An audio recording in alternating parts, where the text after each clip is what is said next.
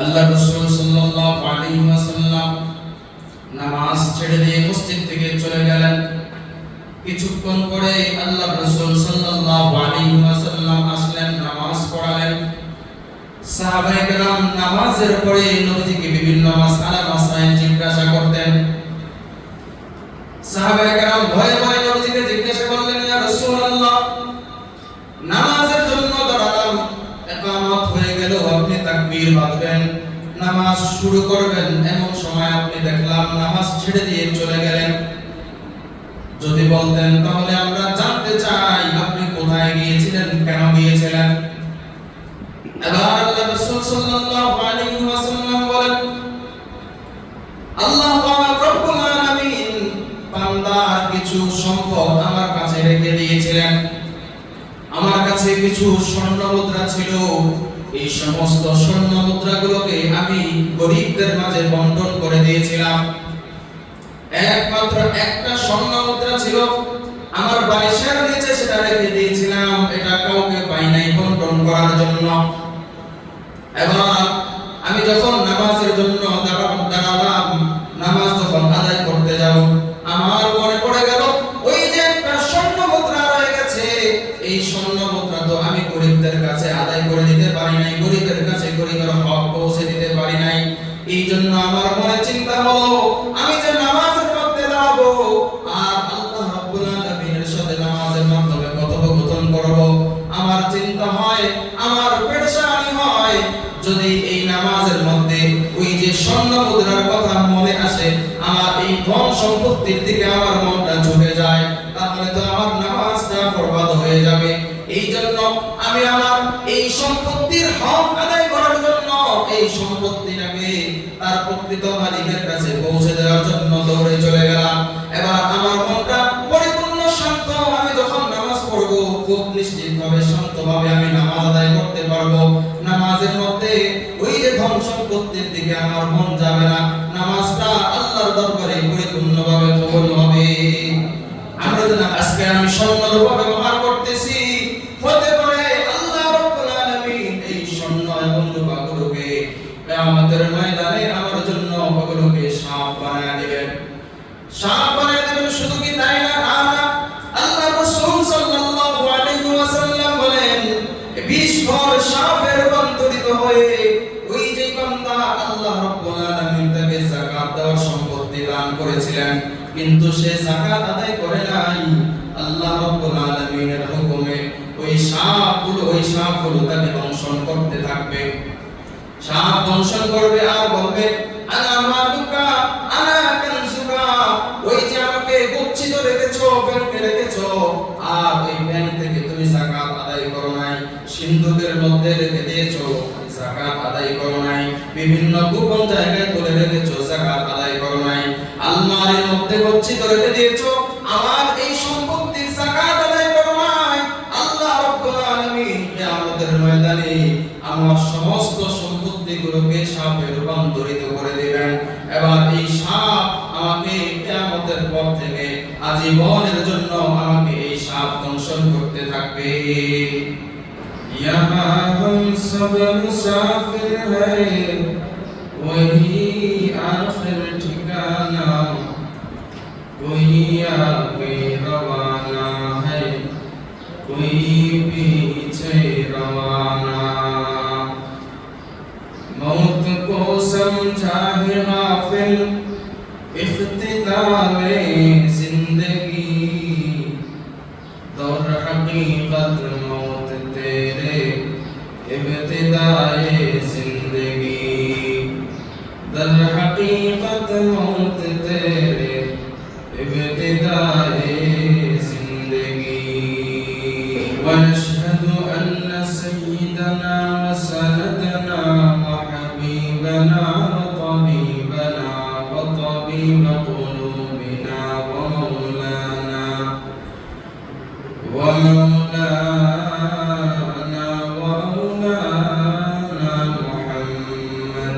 अब्दुहु व रसूलुहु الذي أرسله الله تعالى بالحق بشيرا ونذيرا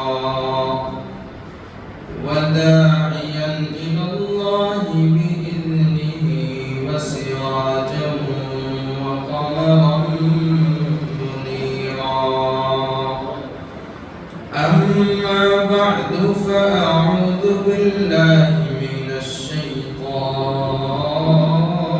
الرجيم بسم الله الرحمن الرحيم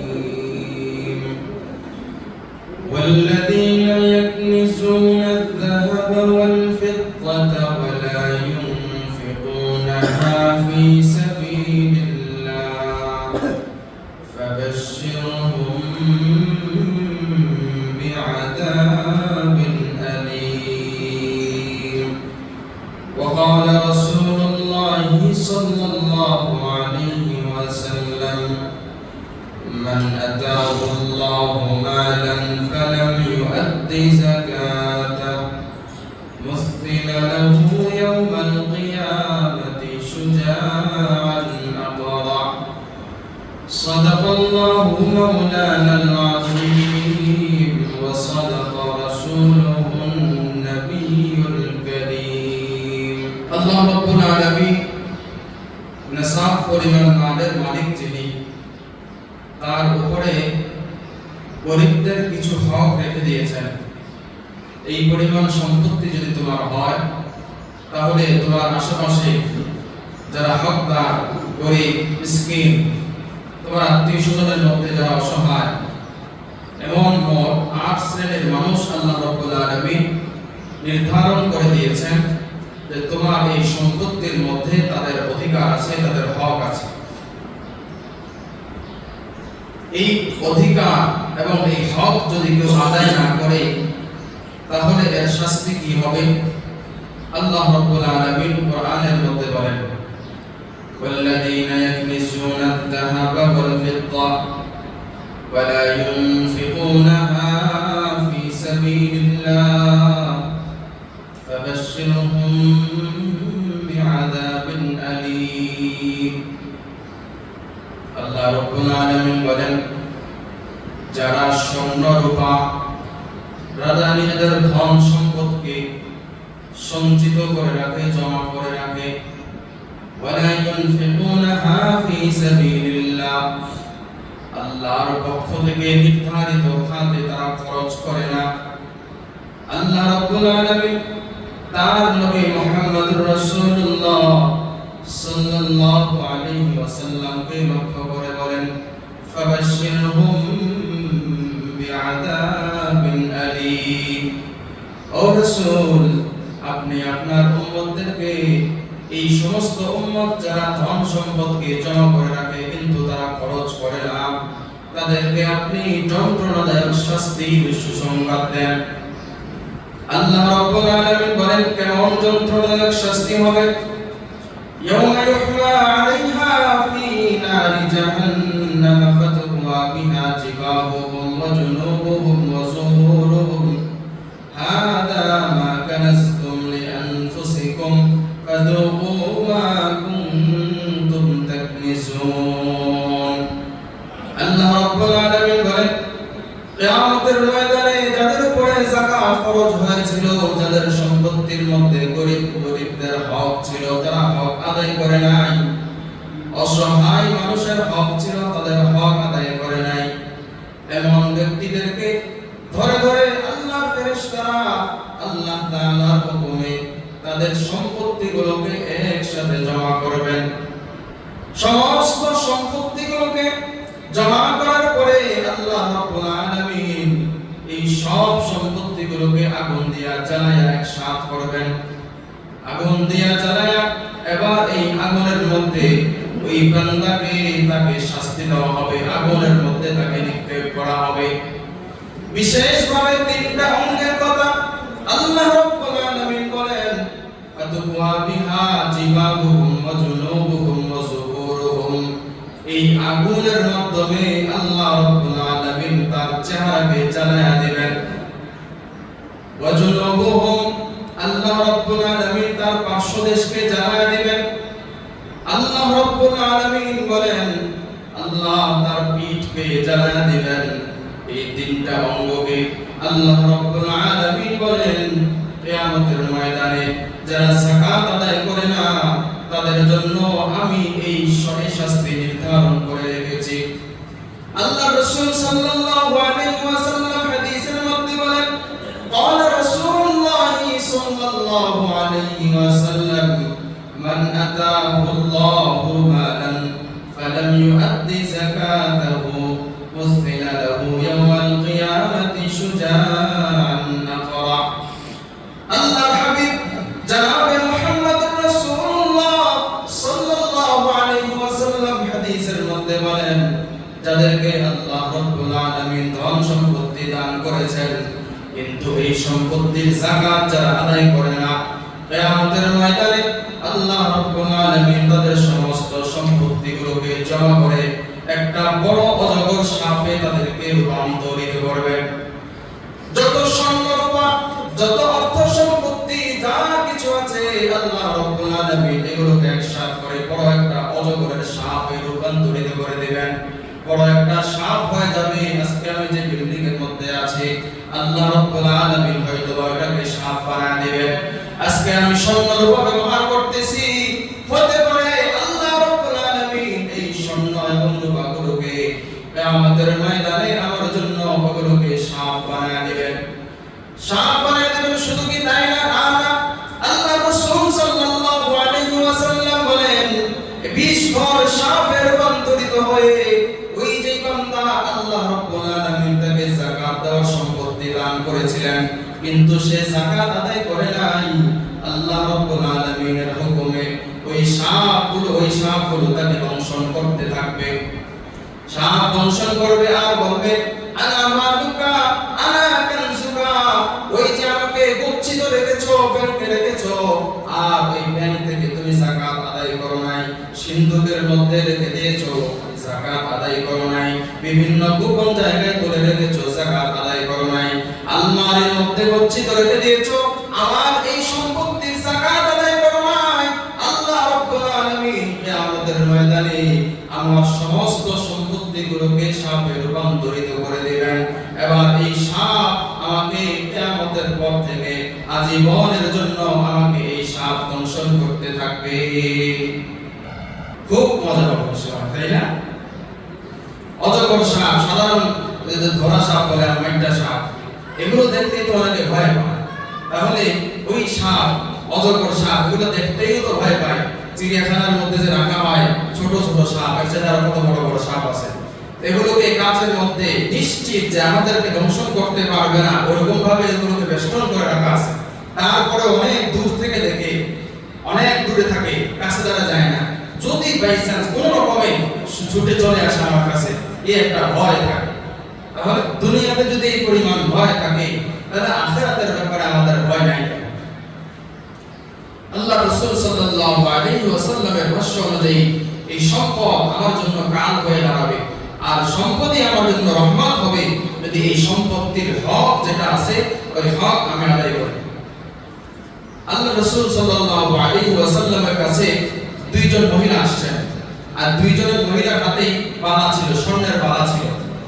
আল্লাহ রাসূল সাল্লাল্লাহু আলাইহি ওয়াসাল্লাম জিজ্ঞাসা করলেন, আতুয়াদিয়ানি যাকাতুহুমা, তোমাদের হাতে এই যে বালা দেখতেছি, তোমরা কি এই বালা যাকাত আদায় করো?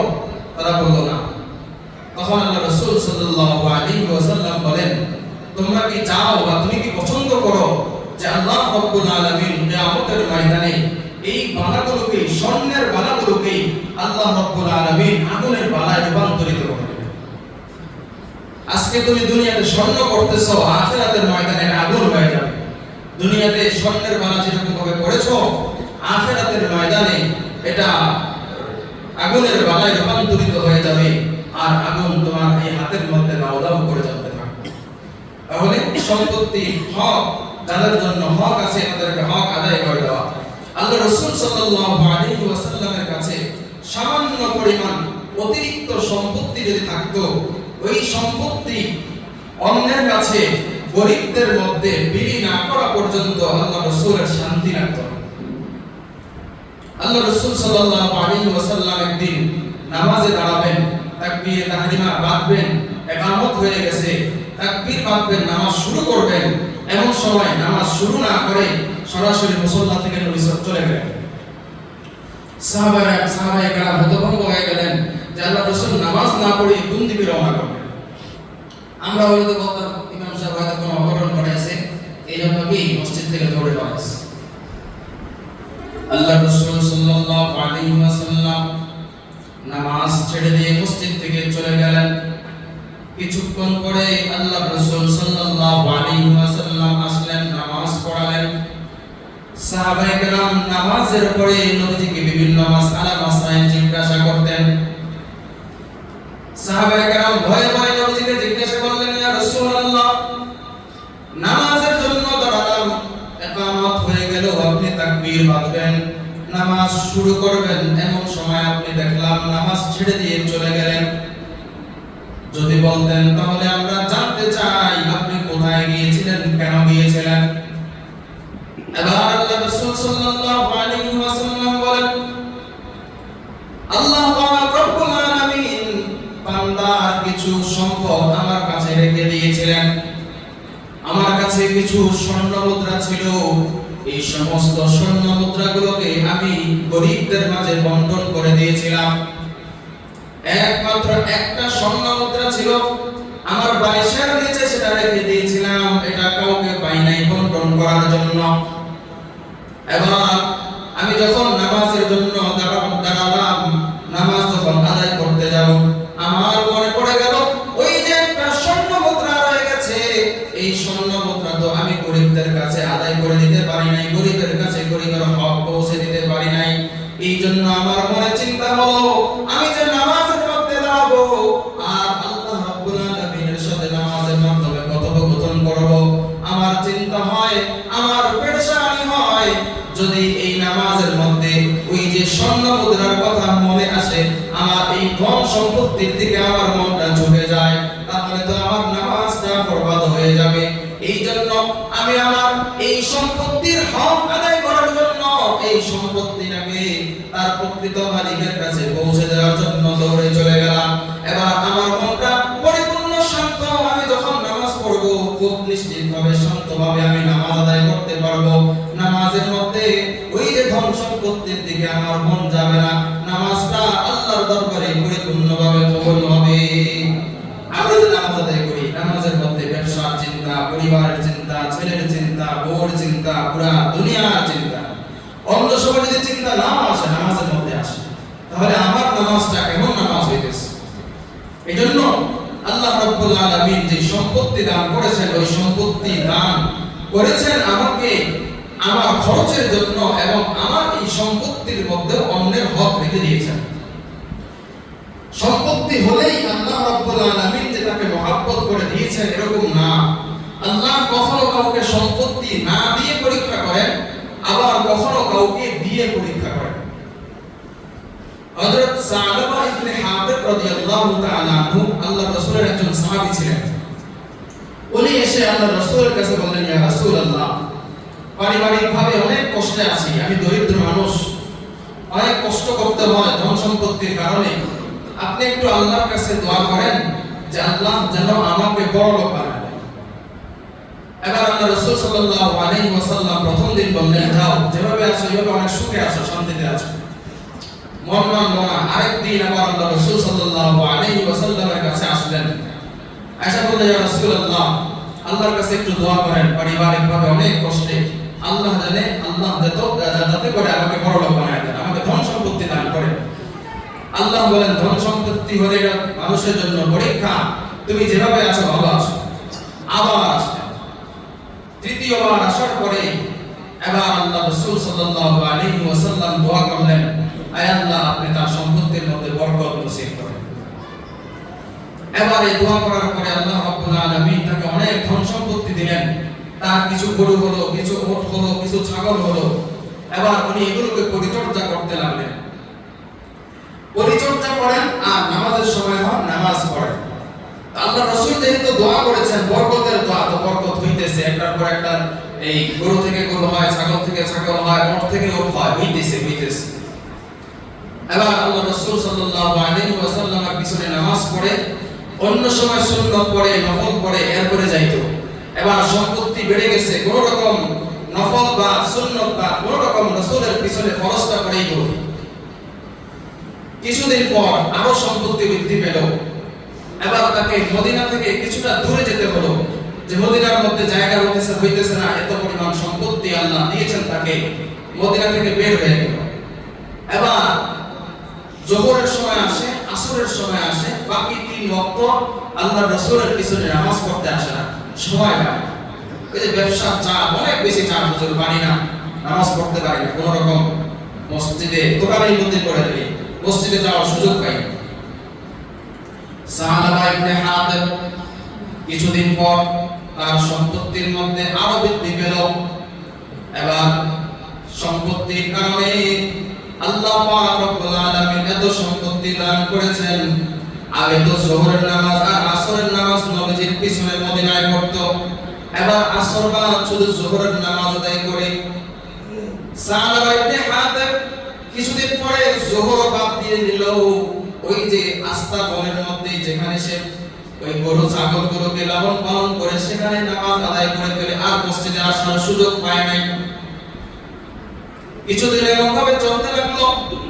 আল্লাহ রাসূল সাল্লাল্লাহু আলাইহি ওয়াসাল্লাম সাহাবার আত্মীয়-স্বজনকে জিজ্ঞাসা করলেন, সাহাবা তো প্রতি ওয়াক্তে নামাজে আমার পিছনে আদায় করত, এখন তো সাহাবাকে দেখি না, কোথায় আছে, কি করে? সাহাবার আত্মীয়-স্বজন জবাব দেয়, ইয়া রাসূলুল্লাহ, আপনি তার সম্পত্তির মধ্যে বরকতের দোয়া করেছেন, আল্লাহ রাব্বুল আলামিন তাকে এমন বরকত দান করেছে, ওই সম্পত্তির কারণে আপনার পিছনে নামাজ আদায় করার মতো সুযোগ হয় না, সময় হয় না। আল্লাহ রাসূল সাল্লাল্লাহু আলাইহি ওয়াসাল্লাম আফসোস করলেন, কিছু বললেন না। কিছুদিন পর আল্লাহ রাসূল সাল্লাল্লাহু আলাইহি ওয়াসাল্লাম দুইজন সাহাবায়ে কেরামকে বললেন, যাও সাহাবার সম্পত্তি থেকে যাকাত আদায় করে নিয়ে আসো। সাহাবাকে আল্লাহ রাব্বুল আলামিন অনেক ধন সম্পত্তি দিয়েছেন, সাহাবাকে বলো ওই ধন সম্পত্তি থেকে যাকাত আদায় করার জন্য। আল্লাহ রাসূলের পক্ষ থেকে সাহাবায়ে কেরাম গেলেন সাহাবার কাছে, গিয়ে বললেন, সাহাবা, আল্লাহ রাসূল আমাদেরকে তোমার কাছে পাঠিয়েছেন তোমার ধন সম্পত্তির যাকাত দেওয়ার জন্য। সাহাবা বলে, নিজ গুণে এই সম্পত্তির মালিক হয়েছি, আমি কেন এটা যাকাত আদায় করতে যাব? ইসলামের মধ্যে এমন একটা বিধান, এটা আমার পছন্দ হয় না। আল্লাহ কেমন একটা বিধান দিয়ে দিয়েছেন, যাকাত আমি আমার নিজ গুণে আমার যোগ্যতার বলে আমি এই সম্পত্তির মালিক হয়েছি, আমি কেন আমার এই সম্পত্তি থেকে কর দিতে যাব, ট্যাক্স দিতে যাব, জরিমানা দিতে যাব?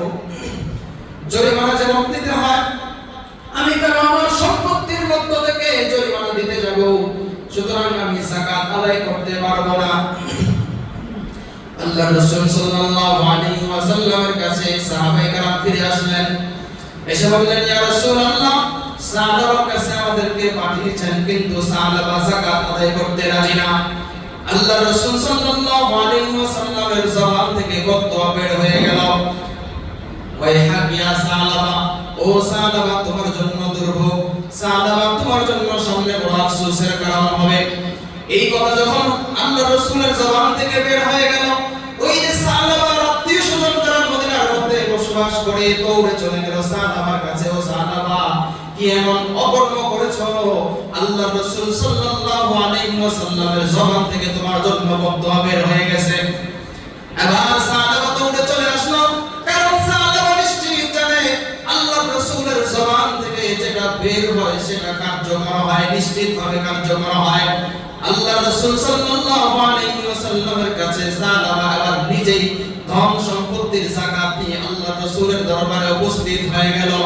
আল্লাহ রাসূল বলেন, ও সাহাবা, আমি যখন তোমার ধন সম্পত্তির যাকাতের জন্য তোমার কাছে পাঠিয়েছিলাম, তখন তুমি যাকাত আদায় করো নাই। সুতরাং তখন যেহেতু আদায় করো নাই, আল্লাহ রাব্বুল আলামিন মানা করে দিয়েছেন, তোমার সম্পত্তির যাকাত গ্রহণ করতে আল্লাহ বাধা দিয়েছেন।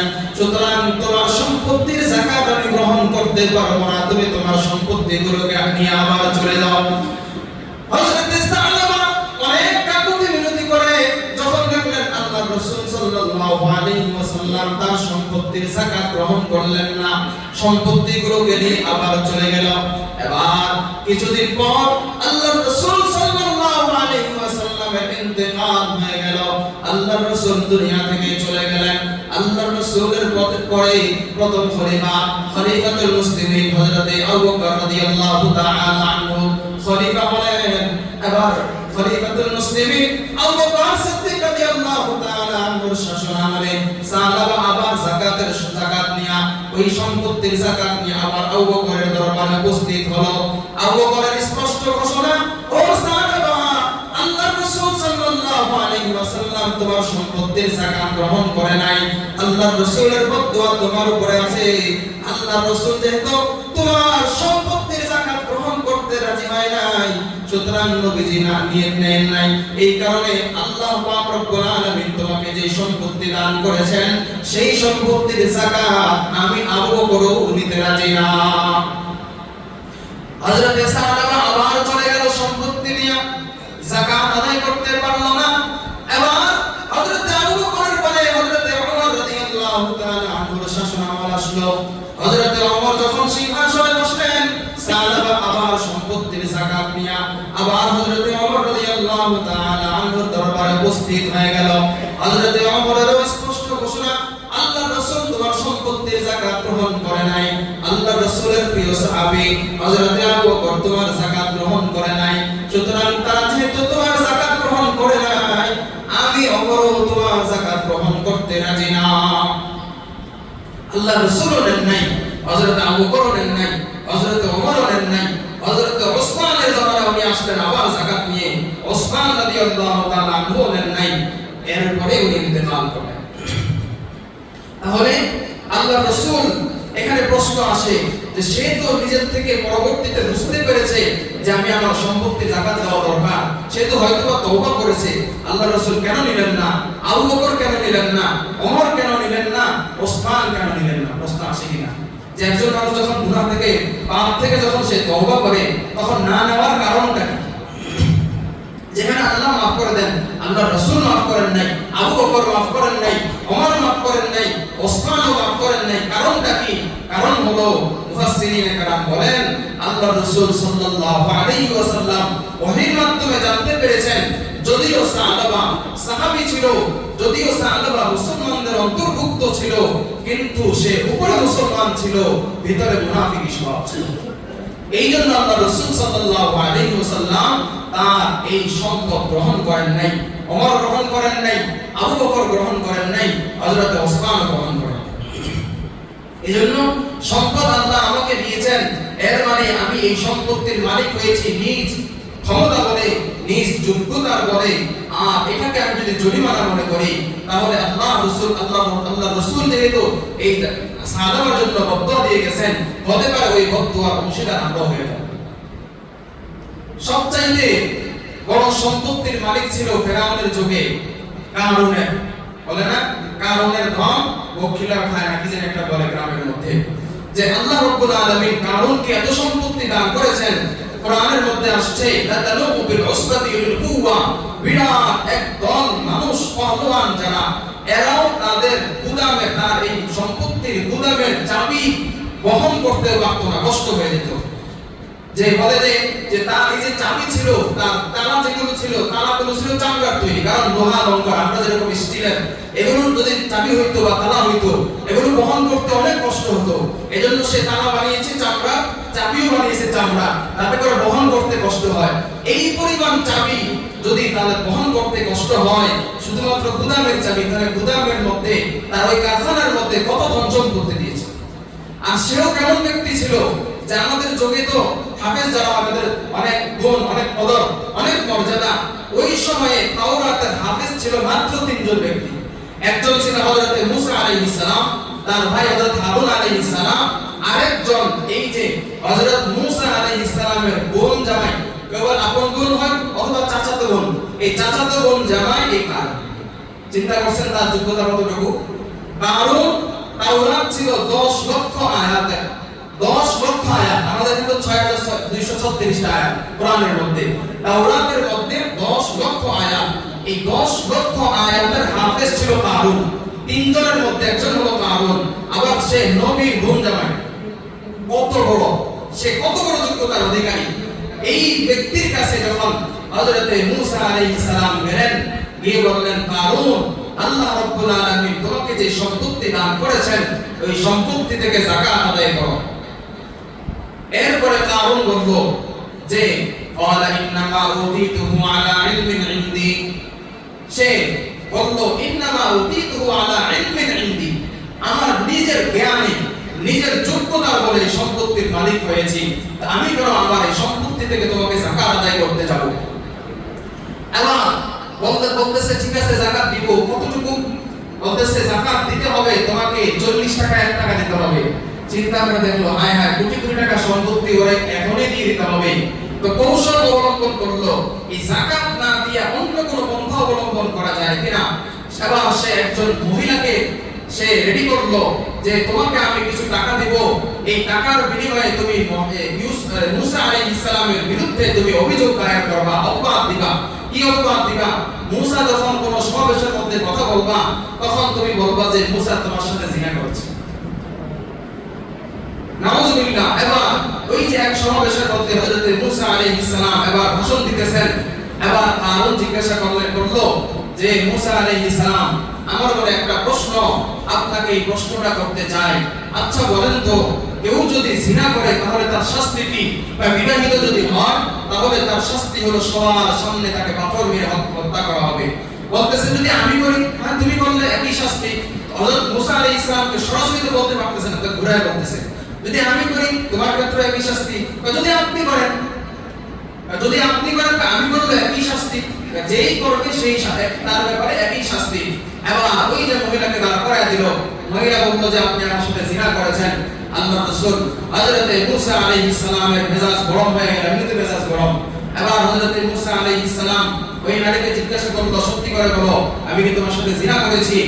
সে ভয় পেয়ে গেল, কারণ মুসা আলাইহিস সালামের অনেক রাগ। এবার তিনি বলতেছেন তুমি কিন্তু ধ্বংস হয়ে যাবা। 3 বার জিজ্ঞাসা করলেন, পরবর্তীতে ওই মহিলা স্বীকার করলো না আপনি নিষ্কলুষ, এই যে কারণ আমাকে নির্ধারণ করেছে, আমাকে টাকা দিয়ে ভাড়া করেছে আপনার বিরুদ্ধে এই অপবাদ দেওয়ার জন্য। এবার আল্লাহর রাসূল সাল্লাল্লাহু আলাইহি ওয়াসাল্লাম হযরত মুসা আলাইহিস সালাম এই মুসা আলাইহিস সালাম রাগান্বিত হয়ে গেলেন, আল্লাহর কাছে দোয়া করলেন আল্লাহ একটা ফয়সালা করেন। আল্লাহ পাক রব্বুল আলামিন মুসাকে জিজ্ঞাসা করলেন ফয়সালা কি আমি করব না তুমি করবা? বিচার কি আমি করব না তুমি করবা? কারণ তোমার বিরুদ্ধে অপবাদ দেওয়া হয়েছে, তুমি যদি চাও তুমি এটার শাস্তি দিতে পারো। এবার মুসা আলাইহিস সালামকে পাওয়ার দিয়ে দেওয়া হলো। আল্লাহ রাব্বুল আলামিন মুসা আলাইহিস সালামের জন্য জমিনকে তার অনুগত করে দিলেন। মুসা আলাইহিস সালাম জমিনকে বললেন তুজি কারুন, এই জমিন তুমি কারুনকে ধ্বংস করো, কারুনকে গ্রাস করে নাও।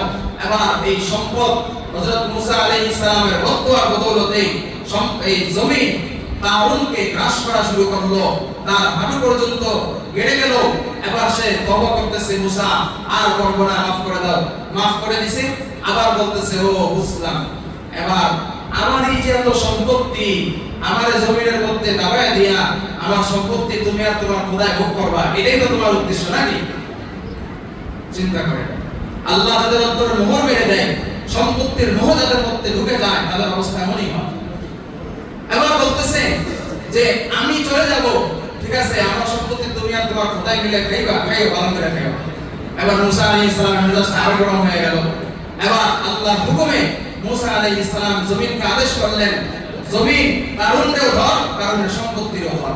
হাদিসের মধ্যে আসছে, তাফসীরের মধ্যে আছে কারুন তার গড়ি যতটুকু এই পরিমাণ সে এবং তার সম্পত্তি কিয়ামত পর্যন্ত মাটির নিচে দাবতেই থাকবে, এটা হলো তার শাস্তি।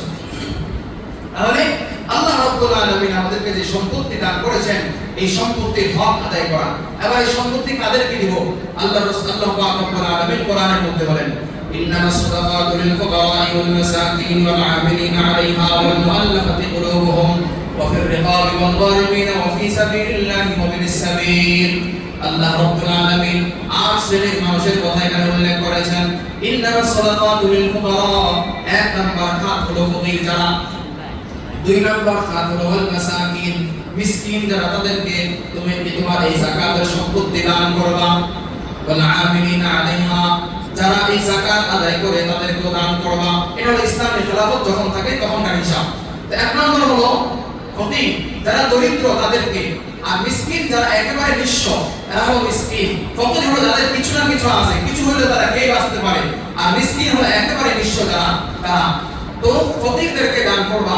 এবার ফকিরদের মধ্য থেকে আচ্ছা বলেন, অনেকে জিজ্ঞাসা করছে আমারে যে হুজুর আমার নিজের শ্বশুর শাশুড়িকে দিতে পারবো কিনা? হ্যাঁ, আপনি আপনার এই সম্পত্তি থেকে ফকির যদি হয়, দরিদ্র যদি হয়, মিসকিন যদি হয়, 4 শ্রেণীর মানুষ ছাড়া অন্য দরিদ্র লোকেদেরকে দিতে পারবেন আপনি। 1 নাম্বার উসুল, 2 নাম্বার ফুরু।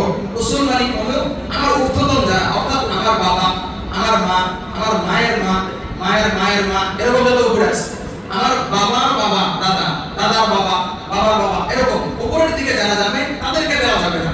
এবার যত গরিবই হোক আমার সম্পত্তি থেকে আমি দিতে পারবো না। 2 নাম্বার হলো ফুরু, মানে আমার শাখা যারা, অর্থাৎ আমার সন্তান, সন্তানের সন্তান, তাদের সন্তান, এরকম ভাবে যারা, তাদেরকে দেওয়া যাবে না। 2 নাম্বার গেল। 3 নাম্বার স্বামী তার স্ত্রীকে দিতে পারবে না। ক্লিয়ার হয়েছে তো? স্বামী তার স্ত্রীকে দিতে পারবে না। 4 নাম্বার স্ত্রী তার স্বামীকে দিতে পারবে না। এই 4 শ্রেণীর মানুষ ছাড়া আপনার যত আত্মীয়স্বজন আছে সবাইকে আপনি দিতে পারবেন। তাহলে বোনকে দেওয়া যাবে। বোন কি আপনার ঊর্ধ্বতন আর নিচুতর কোনটা হয়, নিম্নতর কোনটা হয়? আপনার উসুলও না, ফুরুও না। সুতরাং আপনি বোনকে দিতে পারবেন, শ্বশুর শাশুড়িকে দিতে পারবেন, ফুফুকে দিতে পারবেন, আপনি আপনার অন্যান্য আত্মীয়স্বজন যারা সকলকে দিতে পারবেন। যদি নেশাব পরিমাণ সম্পত্তির মালিক না হয়ে থাকে, তারা গরিব হয়ে থাকে, তাহলে দিতে পারবেন। শ্বশুর শাশুড়িকে দিলেন, তারাও মোটামুটি ভালো সচ্ছল, এখন দিলে তাহলে আদায় হবে। তাহলে 1 নম্বর হলো ফকির যারা, তাদেরকে দিবেন। 2 নম্বর হলো যারা মিসকিন, তাদেরকে দিবেন।